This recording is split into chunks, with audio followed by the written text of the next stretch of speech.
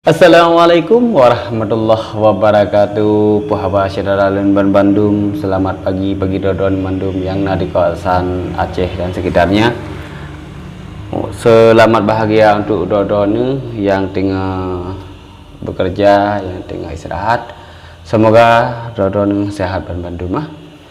Baiklah, untuk bengahnya kita baca pantun saboh dari Bang Yunus Alfara.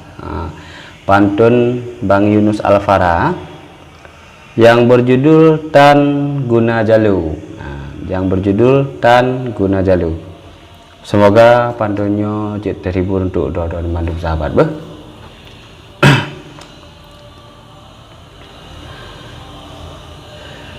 Cerah ceria angin pebicara, gelombang bekah bakat mepusing, bukan lon labuh kaputuh arang, jalo kapatah karam lambatin, tengah lon dayung kapatah kipah, sayang silumpah ulon metunggeng, pakan pedamping holain lemah, ngan mata siblah dinda paling,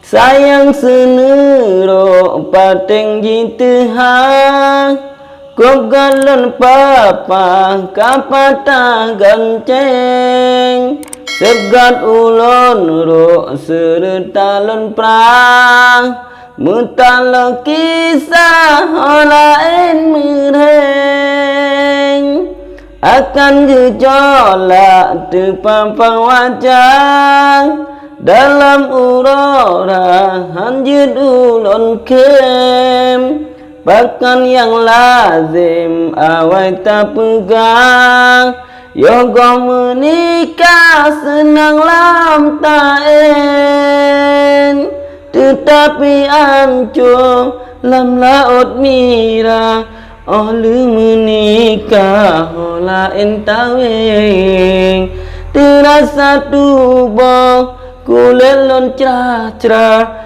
hati mudara ulonnya canden, dan guna jalu lam laut luar, tengah got lincah lon pasang jaring, tapi olehnya putra berlangkah, ngelain lemah cinta tak jalin, sayang senerok pateng jitehah, kop galon papa kapatah ganceng, segat ulon ro seretalon prah, mutalo kisah holain mereng, akan gejolak tepampang wajah, dalam urora hanjut ulon kem, bahkan yang lazim awai tak pegang, yoga menikah senang lam taen,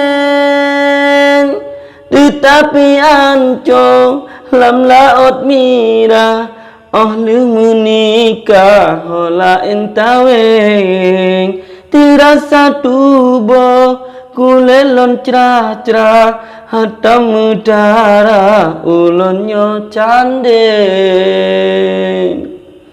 Oke, terima kasih untuk Bang Yunus Alfara. Semoga pantun atau syairnya saboh manfaat untuk kedai Bandung. Wa akhiri wabillahi taufiq wal hidayah. Assalamualaikum warahmatullahi wabarakatuh.